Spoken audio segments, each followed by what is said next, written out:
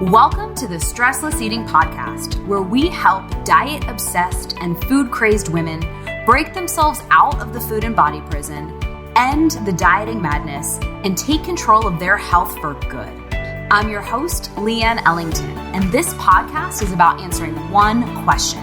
How can you heal your relationship with food and your body and take a practical approach to this whole self-love journey, but without all that restriction, obsession, and shame, and without needing years of therapy to do so?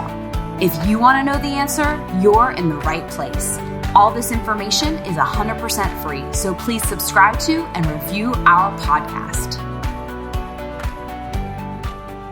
Hello, and welcome to today's episode where we are going to talk about your relationship with social media. And so I know that it might sound a little bit weird or random, but social media comes up a lot in conversations with my clients and with my friends, and it comes up a lot in the emails that I get from all of you listeners. And because it is so prevalent in today's society, I feel like we should just have a conversation about it and take a look at how it could really be negatively impacting us. But also, if we become the ones influencing it rather than feeling like it controls us, it can actually have a really beautiful place in our lives. And so it's really one of the first things I talk to my clients about, because I want to know how much time they're spending scrolling through social media and other forms of mindlessness, but we're going to talk about all of them. But more importantly, how is it causing them to feel?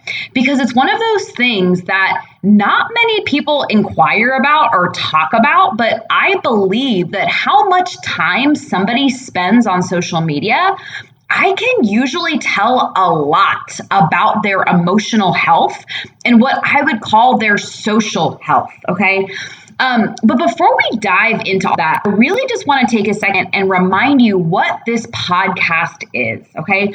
So for me, stressless eating really is about giving women tools to help you create and take radical ownership of your emotional health. And yes, of course, it was created to help diet-obsessed women, heal your relationship with food and break up with those thoughts that are holding you back and really rewiring those thoughts that are keeping you in the fight against yourself and this fight against your body. But to me, it's not just about food and it's not just about your body.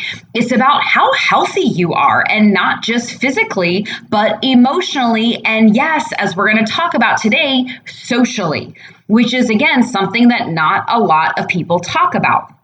But also a lot of this is really just another way of saying, how much self-love do you have?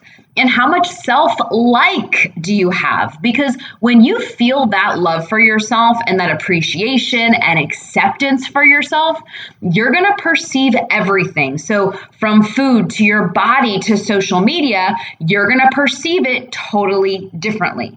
But when you're walking around feeling out of love with yourself, or not trusting yourself, or not liking yourself, and feeling critical and judgmental, those same things are going to have a very different perception to your brain, okay? And so we're going to talk about social media and how that plays in. But really, I just want to point out that it's just one of those things that's more or less acting as a mirror of how you feel about yourself. So social media is really just going to be a mirror or a reflection of how you're viewing yourself or how you're feeling in that moment. And so I also talk about this a lot, how if your happiness or your self-worth or your identity lives anywhere outside of you, so whether that's your weight or how much you ate that day or how much money you have or don't have or how many likes you did or didn't get on social media, or people's opinions of you, or what you think other people's opinions are of you, because those are two totally different things. It's not that it's bad or wrong, right? But if your entire identity or self-worth lives outside of you, it's probably causing you a lot of needless suffering. Now, notice that only one of the things on that list I just mentioned involved social media. But because social media is such a big player in today's world and it's not going away anytime soon, I believe that just simply having an awareness that you have this relationship with social media is the first step. And again, that might sound a little bit weird, like this idea that you have a relationship with social media. But I believe it's absolutely a thing and that we need to talk about it. And so that's also to say that some of you listening might not use social media a whole lot. And so some of this might not feel like it pertains to you. But before you tune out, if you are one of those unicorns that's not on social media, which I'm secretly just a bit envious of, I also want to point out that the same part of your brain that overuses or misuses social media, it's actually the same part of the brain that causes you to mindlessly eat, or overindulge in chocolate, or binge watch Netflix, or compulsively shop on Amazon, or feel like you're addicted to Instagram or Facebook. And so social media just happens to be the subject of today's podcast, but in reality, we're talking about anything that is filling some sort of hole in your life, or that you're using to comfort or procrastinate or numb out. It's really that social part of the brain. But the reason I feel so called to talk about it specifically is because it's a hole filler, as I kind of refer to it, that tends to be a really big weapon. And I'll even go as far as say trigger for women specifically. And oftentimes it becomes almost a bigger problem for women than it is being used to actually help them. And so in theory, social media is really here to help us connect. We can check in on what's going on in our people's lives and stay up to date and to update other people. And we can kind of use it as this blog or a catalog of our life and share what's going on in our world and in our own lives. And this is all fine and dandy if you're feeling really good about yourself. So if you feel great about your life and where you are in your life, you feel great about your job and your body and your family and all of that, it's really awesome, right? And if you're one of those people that loves to be in pictures, it's really awesome, and more power to you if you're all of those things. There's a lot of women out there that really do love their lives and feel great and use social media as a great way to simply display that and share it with their friends and family and more or less memorialize their lives. But chances are, if you're listening to this podcast, there's a good chance you're not feeling that way or not feeling that way all of the time. Because one thing I've learned is that if you don't feel good about yourself and your body and who you're being, but also if you're carrying around all this shame about yourself or this perfectionism or blaming yourself and telling yourself that you're not where you think you should be or not where you thought you would be, you might not like how you're representing yourself on Facebook or Instagram, or you avoid it altogether. Or for some people, if you represent yourself one way on social media, but you secretly feel the opposite, you're going to feel like a fraud because you're not really feeling all that carefree freedom and happiness that you're representing. And that's just when it comes to posting and sharing yourself on social media. That doesn't even take into account if you're merely observing and scrolling and watching and not posting because you're ashamed or don't feel proud of your life. And that's a whole other side of it.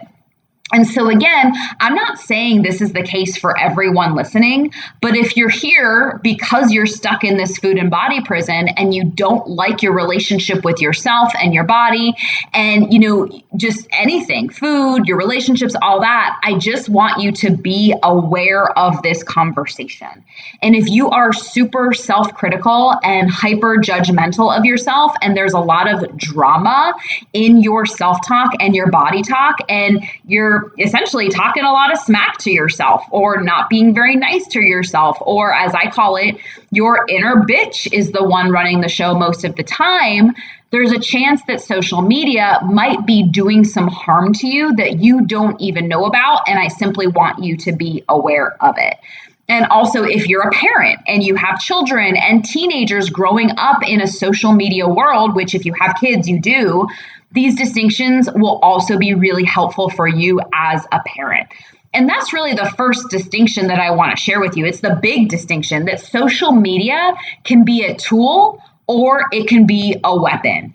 It really just depends on who you are being and how you are feeling when you are using it. And so I've talked about this idea a lot before about something being a tool or a weapon. I even dedicated an entire episode talking about how food and your body might be being used as a weapon against yourself. And I'll go ahead and link that in the show notes. And so this idea of something being a tool versus being a weapon, it's not new to you. We've talked about it before. And I remember the first time I discovered this distinction. I remember when I was really young, I was in elementary school, and my grandma unfortunately, she was dying of cancer. And I remember hearing that she was on this thing called morphine. And I was told it was this drug that they gave her that really helped her with all the pain. And that's why she wasn't herself when I saw her at the hospital. And so I immediately made the association that morphine was this helpful tool to help my grandma with the pain of going through cancer. But as I grew older and I heard about, drugs on the streets and stuff like that, and I heard that people were taking drugs, but taking morphine as a drug and overdosing and dying, and that's this whole drug epidemic, right? I realized wow, it can also be an actual drug, like this lethal, dangerous thing. And so that's the thing I realized early on in life. And I probably didn't acknowledge it at the time. It wasn't this conscious thing, but I remember I now can look back and see that that's when I realized that something like a specific drug, for instance, can be a tool and it can be useful or it can be a weapon. And that goes for so many things. I believe that really almost anything can be used as a weapon or a tool. So to my grandma who was, in pain, dying of cancer, morphine was a tool to help ease the pain and make her more comfortable. But to a morphine addict, it's a weapon of mass destruction. And so back to this whole social media thing. I can use it to connect with others and express myself and find amazing like-minded women with similar struggles and, tap into its powers for advertising and access cool information. And damn you, BuzzFeed, and your list of all the things that I need but don't really need from Amazon. And you get the picture, right? Facebook and Instagram and other forms of social media, that's one way they can be used, right? But if I'm using it mindlessly or unintentionally, I can, become kind of a victim of its wrath. And that is really the elephant in the room that I want to bring up.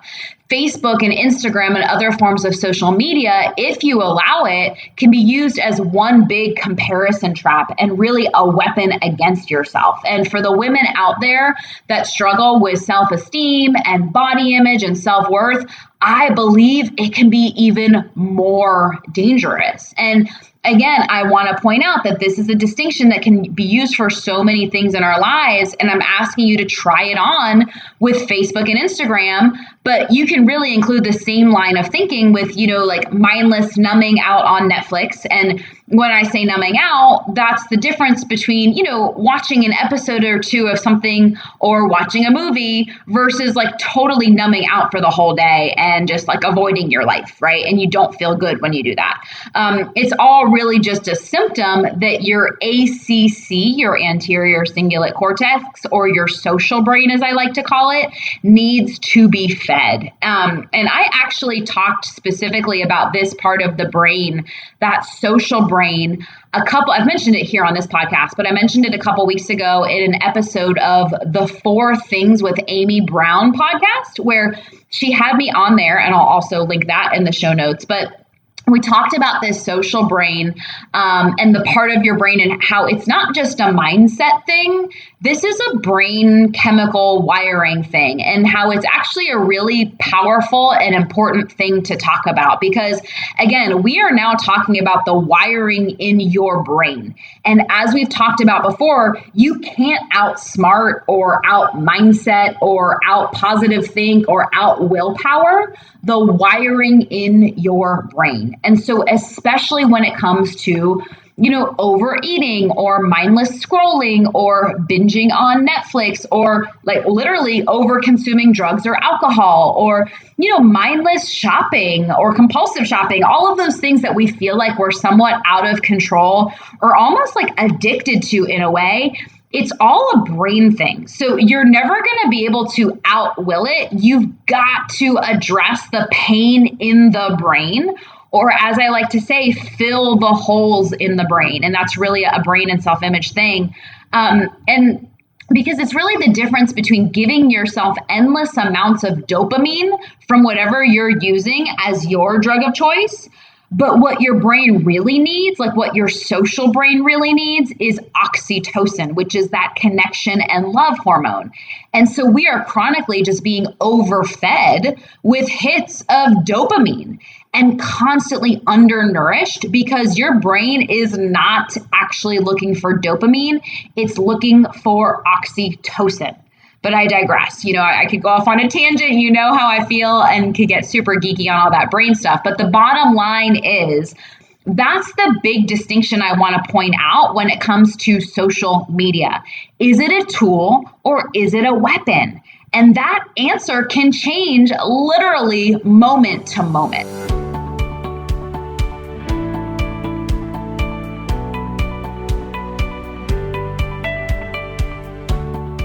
So this relationship between social media and your self-esteem and your self-worth and your self-perception, it isn't anything new. In fact, a lot of celebrities are actually coming out and sharing about their emotional health experiences and struggles. And so people like, Lady Gaga and Jay-Z and Cameron Diaz and Selena Gomez and one of my favorites, Joshua Radnor, who played Ted Mosby on How I Met Your Mother. But a lot of celebrities, they're all coming out and talking about this idea that success doesn't necessarily equate to happiness, and that fame doesn't necessarily equal happiness, and that influence, and in this case, being an influencer, as it's called nowadays, that doesn't equate to happiness, and that being rich and having lots of money doesn't equate to happiness, and that being beautiful or looking a certain way, and as we've talked about time and time again, like being a certain weight or a certain shape or size, it doesn't necessarily equate to being happy. And I mean, even the Dalai Lama talks about it, that happiness doesn't necessarily come from those external things. Or if it does, it's not necessarily a product of those things. It's independent of those things. And so what does make you happy? Well, being happy makes you happy. Figuring out what actually makes you happy, that's what makes you happy. But no one's really talking about that. They're talking about how to get fitter and leaner and richer and all those things, right? And no one's really talking about the feelings of unhappiness and what's causing that or what's causing them. And oftentimes it's really this relationship with ourselves that's causing all of this unhappiness. It's our perception of ourselves. And also that how you're feeling and who you are being is the most important thing that you can start becoming aware of and influencing. And that unhappiness and stress and dis-ease, as in like not feeling that ease or feeling that stress, they are not benign. And so I've talked about this idea, again, a lot in The Tale of Two Cookies. And in fact, we dedicated an entire episode to teaching about this concept. But again, also, if you still haven't watched the Stressless Eating webinar, definitely go to stresslesseating.com and check that out. It is just packed full of really important distinctions. But one of the distinctions I teach is, I call it the tale of two cookies, where I talk about how if you eat a cookie and it causes guilt because you think cookies are unhealthy, or it causes shame because you think you're doing something wrong or bad for eating it, this puts you in the stressed branch of your nervous system, the sympathetic branch, where there is this cascade of, and I'm putting it in air quotes, like those negative hormones. So the stress hormones and a cascade, like a distressed gastrointestinal system and a distressed musculoskeletal system. And it basically causes this ripple effect that starts going the opposite direction of the way that you want it to go for health and metabolism and weight loss and vitality and all that stuff that you really want, right? Then there's this other version of that same cookie where you give yourself permission to eat it and you feel the joy and actually experience the delicious taste of the cookie. Well, when you do that, the total opposite cascade happens. And now you're in the relaxed branch of your nervous system. And so all those happy hormones are floating around. Your gastrointestinal system is relaxed, as well as pretty much every other system of systems that makes up your nervous system. They are all firing optimally. And so you get my point. Same cookie, two totally different experiences of that same cookie. Well, that creates two radically different reactions in your physiology and in your nervous system, in your brain. And it's the same thing with social media. It's like, who are you being and how are you feeling when you are scrolling and looking? And what are the thoughts that you're thinking about what you're seeing and how does it make you feel? And so I have a coach. I was just talking to her last week because I have a coach that coaches me on all of my own stuff, because just like I tell my clients, it's not like it ever ends. It just kind of evolves. And it's not like, those negative thoughts and feelings just magically go away. Like, we're human. We all have them. But who we become in the face of them and how we either react or respond to them can absolutely and radically shift. And that's what I teach my clients. But I'm a big believer in having a coach myself. And so just the other day, we were talking about how our thoughts always create our outcomes and our thoughts always create our results. And so if you're thinking a certain way about yourself while you're scrolling through social media, and if you're looking at the world through the filter of like this certain image of what you think is beautiful or what you think is happy or successful, and you've never taken the time to dictate what that is for yourself or create it. In other words, if you've never taken the time to actually rewire your own brain and self-image, you're always going to see what you're looking at through the lens of your current self-image. And so it's going to appear like the thing. So social media in this case, it's going to appear like that thing is the problem. But again, it's just a matter of now that thing has become a weapon instead of a tool. And so that's also something we talked about in that same episode of 4 Things with Amy Brown, those 5 ingredients of your self-image. And we've also done an entire episode about those 5 ingredients on this podcast. And we'll link that in the show notes too. But if your self-worth and your self-care and your self-esteem or your self-endorsement or your self-acceptance is made up of what everybody else is thinking or saying or doing or believing, or your perception of those things or your perception of yourself, like if you're calling yourself fat or ugly or unlovable or a failure, or you feel like you're behind or not where you think you should be or any of those things, then that is going to be the mirror and the lens that you're seeing social media through. And so if you're happy, you'll experience and use social media as a tool, and you can use it as a tool of connection and all that. But if you're using it to compare and despair yourself and tell yourself like why your life sucks in comparison to what you're seeing, you might want to either shift that or really just monitor how much time and energy you're spending on social media. Because just like the tale of 2 cookies, it's not the cookie that's the problem. It's who you're being and how you're feeling while you're eating the cookie. And the same is true of social media. It can be a tool or it can be a weapon. Like, social media is not the problem. Using it as a weapon to compare and despair yourself, that is the problem. And so along that line of thinking, what I've done is I've kind of just laid out a few little tools and tips that I'd like to share with you. Again, so that you just have this awareness that if, yes, you're on social media, then yes, you have a relationship with social media, whether you're aware of it or not. And that relationship is really going to be a reflection of your relationship with yourself. So if that's true, and I really do believe it is, these are the kinds of steps I would invite you to take to just start working on that and protecting your energy and to be able to really use social media for what it is and not use it for what it isn't, or not be mad about what it isn't, right? And again, it really goes for anything that's robbing you of your energy or your time. And I'm just going to share with you a few kind of, tips, or maybe even a little checklist that you can do to make sure that you're the one influencing your relationship with social media and that it's not the one controlling you.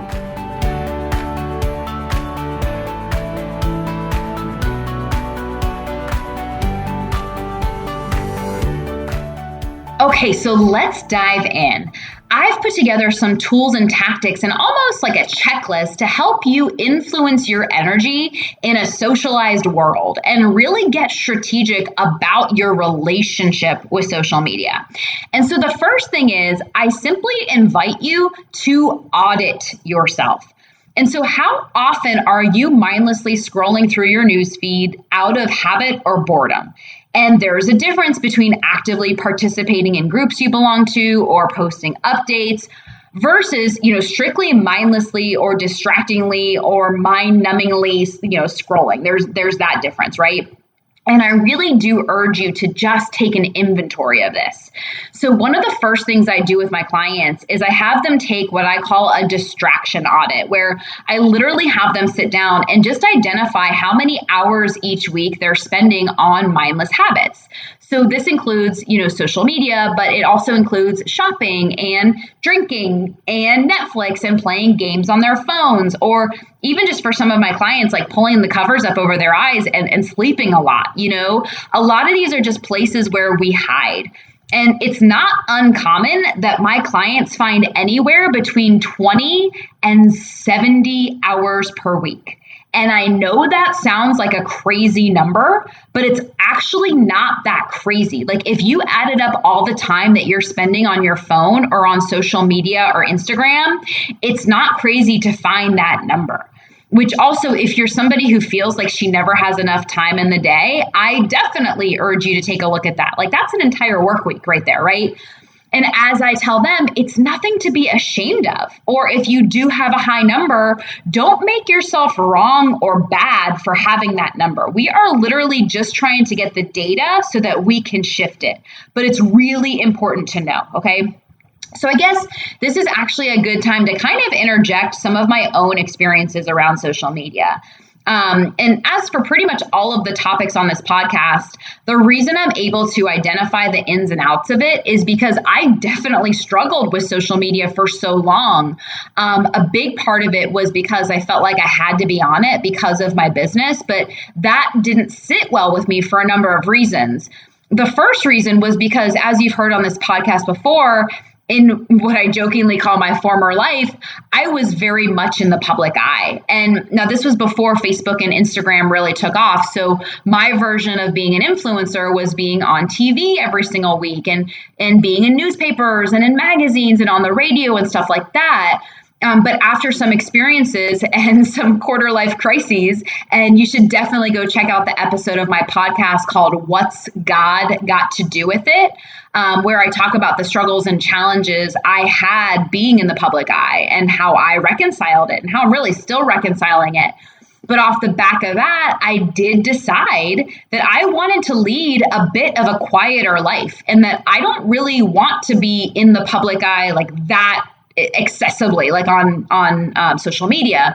And actually launching this podcast was my way of kind of meeting God halfway, so to speak. Like, this is how I'm putting my truths and my messages out there and making as big of an impact as I can make, but on my own terms. Because the truth is, I decided that, honestly, I don't want to live my life on social media and be in the public eye in that way.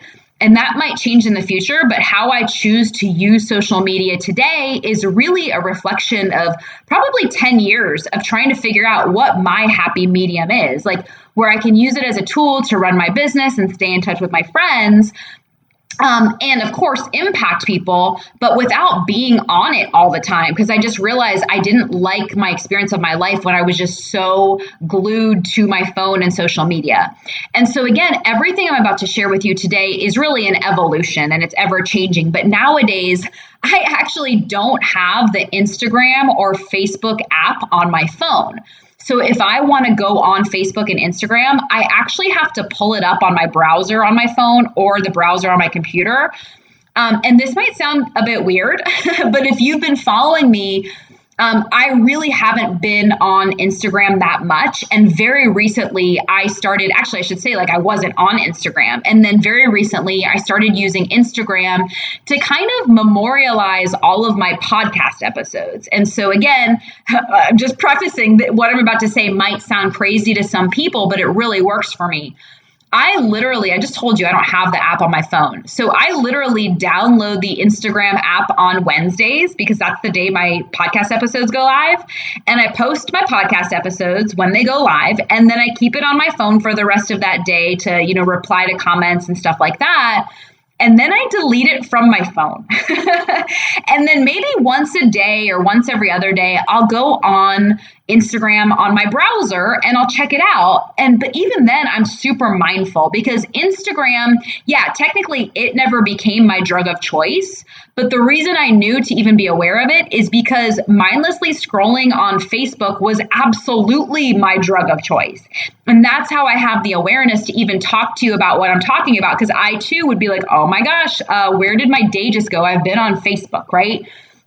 And that's actually another reason I don't really share a lot on Instagram because I'm not really a big Instagram user. I'm not really a consumer or a customer on Instagram. So for me to go become an influencer on Instagram when I don't use it myself, it felt kind of out of alignment because I'm not really a user.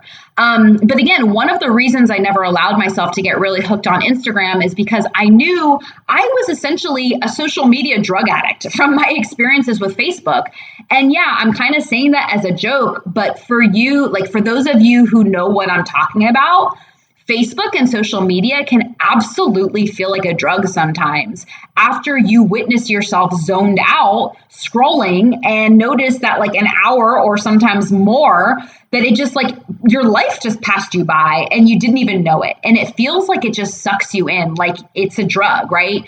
And so, nowadays I really closely monitor how much time I'm spending on Facebook and of course my mood when I'm in it, which we're going to talk about. But if I'm feeling in the weeds about myself or feeling lonely or sad, which are all very human experiences, by the way, notice I'm not talking about how I never feel those things anymore. I'm no, when I feel them, I notice them and I honor them, right? But when I'm feeling those things, it's just one of those things that I've committed to that I'm just really mindful about social media when I'm in those states. And so bottom line, I just urge you to take an audit, see how much time you're spending on there, but also it's not just time, it's energetically, how much energy are you spending on social media, reacting to social media, talking about social media, all of it. And none of it is good or bad, right or wrong. I simply want you to be aware. And so that's the first thing, this self-auditing process. Okay. The second thing I recommend is to do a purge, do a purge of people that you follow. Are you being mindful of who you're following on social media and how do they make you feel? And be especially aware of friends. And I put that in air quotes because oftentimes we're friends with people online that we really aren't friends with in real life. But be aware when anyone is robbing you of energy because it's on them, how they choose to show up online, that's on them. But it's on you to filter your influences and guard your energy. And so I want you to ask yourself, does this person bring me joy or does this rob me of energy? And then literally, it won't take you that much time. Just go through and unfollow people that don't bring you joy. You don't have to unfriend them and they will never know that you're not following them anymore or that you unfollowed them, but you will know and you will feel the difference. And on a related note, I don't know if any of you listening have ever heard of Marie Kondo or the KonMari method. And she's this Japanese decluttering expert that wrote the book, The Life-Changing Magic of Tidying Up. And I actually read the book probably 10 years ago, like when it first came out, and totally organized my belongings. And it's the one thing that really ever stuck for me. So if you look at my dresser and my drawers, like in my closet, all of my clothes are still folded and organized in the KonMari fashion. But one of the main staples of her philosophies and principles is you just look at your belongings and you pick them up in your hand and you literally ask yourself, does this bring me joy? Does this bring me joy? And it's such a simple question, but it makes it black or white. Because the moment you touch one of your belongings, you know, like it becomes binary, like yes or no, it does or doesn't. Like whether it's a piece of clothing or a book or a knickknack, you just know whether or not it brings you joy. And so I kind of invite you to use that same methodology when it comes to being friends with somebody on Facebook or following them on Instagram or Twitter or whatever you're using. Like, does it bring you joy? Does it make you smile or does it make you frown? And again, this isn't personal, like to them. This is not on them. This is on you. And it doesn't matter, like, or I should say, it doesn't make who you're following bad or wrong, right? We're not labeling and judging. It's just really powerful when you gain the awareness of how someone or something is making you feel. And you have every right not to follow somebody and not look at their lives on social media. And it doesn't make you a bad person because you unfollow somebody that isn't bringing you joy. I want to give you permission, it's like full out permission, unapologetically, to go do that. So that's the next thing I would recommend is kind of like do a purge or a cleanse of all the things or people or influencers that don't bring you joy, but that also don't align with who you want to become. So if you are really on that quest to love yourself and heal your relationship with food or heal your relationship with your body and heal your relationship with yourself, I really do invite you to rethink following people that are pushing diets and the keto diet and a cleanse and a bunch of selfies and bikinis where, again, nothing wrong with it, but maybe this influencer has never walked a day in your shoes and it's causing you to feel like crap because you're comparing yourself. And again, this is on us. No one can make us feel anything without our consent, right? Like, isn't that what that famous Eleanor Roosevelt quote tells us, right? But the bottom line is, in the meantime, if it is causing you that shame or that comparison or just not making you feel very good, I really do invite you to cleanse and unfollow. And you will feel like a whole new woman scrolling through that newsfeed if you surround yourself with people that actually inspire you and are living the life and the ways of being that you really want to live. And like we talked about, that has little to do with money and fame and weight and all of that stuff that we think matters. Like, I really want you to look at it through the eyes of the kind of person that you're following and their values, like not just the persona and the external stuff. Okay. So first step is audit, then cleanse or purge. Now, this next one is obviously easier said than done. And it's obviously a much bigger topic than just this item on a list. But the next item is this idea of simply liking yourself first. So that like button, right? Or now it's a reaction button on Facebook as well. But it really does have the tendency to weigh in on how we feel about ourselves. Like, we tend to weigh in on how many likes something got. And so how much of your self-esteem and your mood or your self-worth is attached to how many likes or comments or responses you got on social media.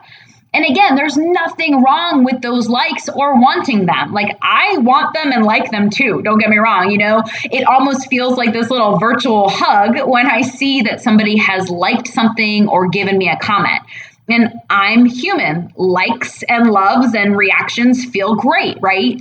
But I'm very clear that it's not the only thing comprising my mood or my self-esteem for that moment or that day. And so here's a quick mindset shift around that. Before you post something, I want you to ask yourself, like, even if no one likes or comments or shares this, do I still like this? Do I still want to share it? And imagine if you started posting based on what you like and what you think and what you makes you happy.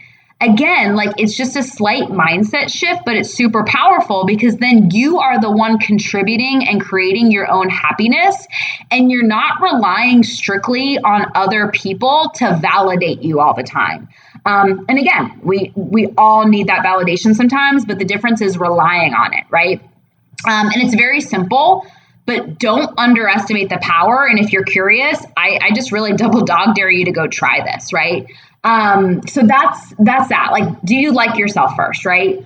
And then this next one, this is a big one, okay? And honestly, this is the one that will probably create the most resistance for many of the people that are listening. But I want to invite you to just start assessing actual connection in your life. So does your social connection or your relationship with social media truly make you feel connected, or does it create more of a disconnect in your head and your heart? Because humans are wired to seek connection. And if your social media connection isn't doing the trick, there's a good chance that what you really need is to seek actual human connection. Like, it's the most powerful and the most underutilized drug out there, not to mention it's free, right? So this might mean your actual connection to others. So, friends, your romantic life, your family connections, all of that, those are the obvious ones. But then there's the not so obvious one, which is your connection to yourself. So I'm not going to go much deeper into this one because it's a really big topic on its own. But again, this was just designed to give you these awarenesses so that you can start taking ownership of your relationship with social media. Okay. But yeah, if you started assessing and remedying actual connection levels in your head and your heart and your mind and your brain, it would actually eliminate a lot of the dependency, or in some cases, the codependency on social media to give you that fix or that like drug hit. And again, easier said than done, but I just needed to mention it. And then the last one I have for you is simply to take an inventory of how you're feeling before you log on. Okay, so again, this is going to take some awareness because a lot of us just have this knee-jerk reaction to open our phones and go on Facebook. But are you conscious or aware of the situations or times that social media adds value to your life? And are you aware when it's detracting from your life? And knowing how you're feeling before you log on is an absolute game changer. And so, for example, when I'm feeling happy and feel like I'm actually connected, and, social media can enhance my life. But if I'm feeling low, it can easily turn into a weapon of comparison and loneliness and isolation and self-rejection. And so when you become mindful of when and how you use social media, you become the boss of your social life. And it really can be as simple as that. So if you're feeling low, it can be as simple as saying to yourself, like, hey, sister, I know you think that scrolling on your newsfeed right now will bring you some comfort. But I promise you, we've done this before, and it's really going to make you feel like crap right now. And I just want to remind you of that going on social media right now is probably not the best thing for you. It's like having conversations like that with yourself. And again, it's just this new awareness so that you can have new conversations with yourself.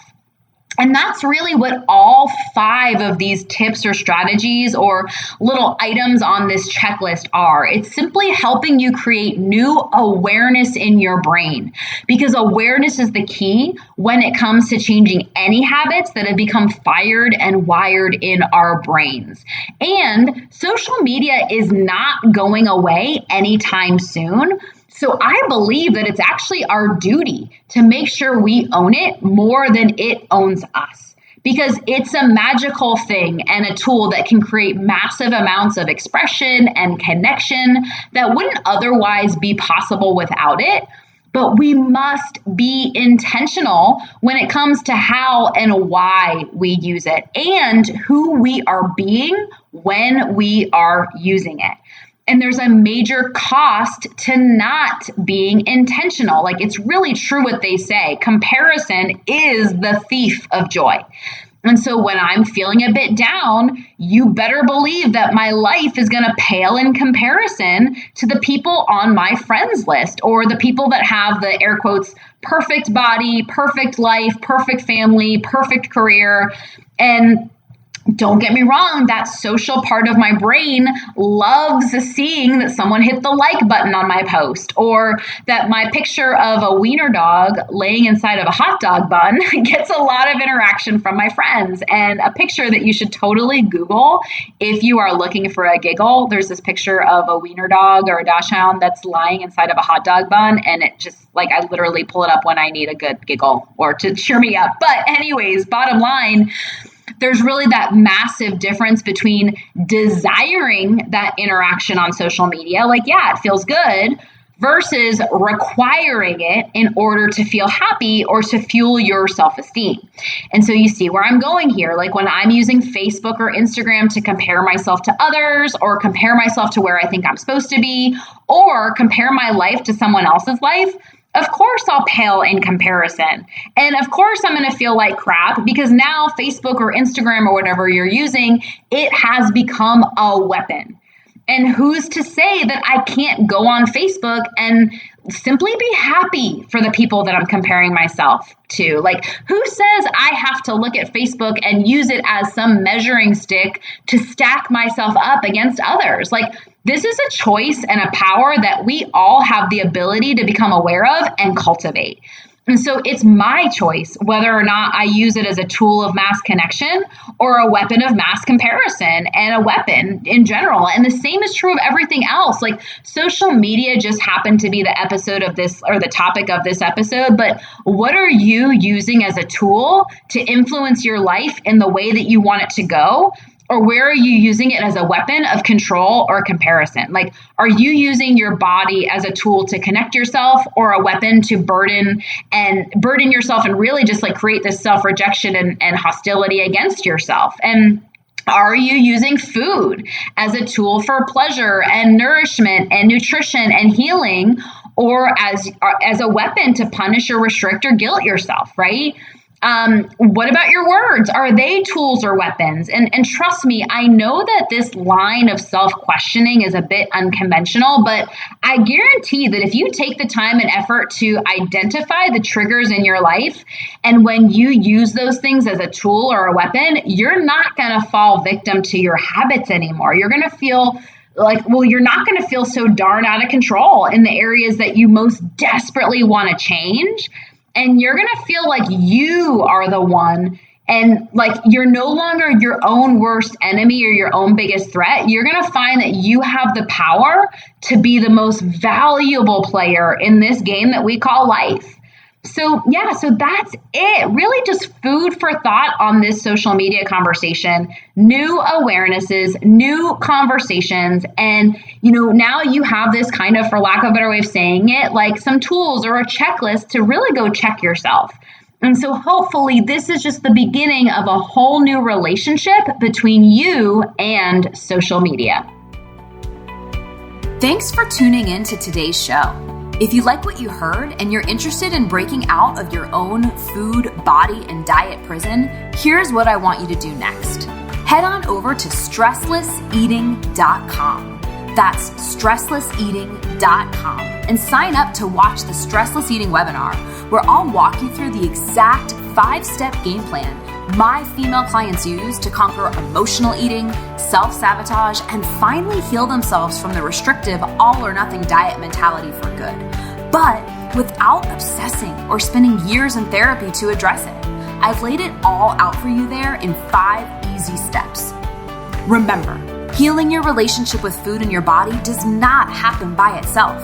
You need expert guidance to make it happen, and we've helped clients all over the world take back their power from the food and find true and lasting freedom, while enjoying life and warm chocolate chip cookies along the way.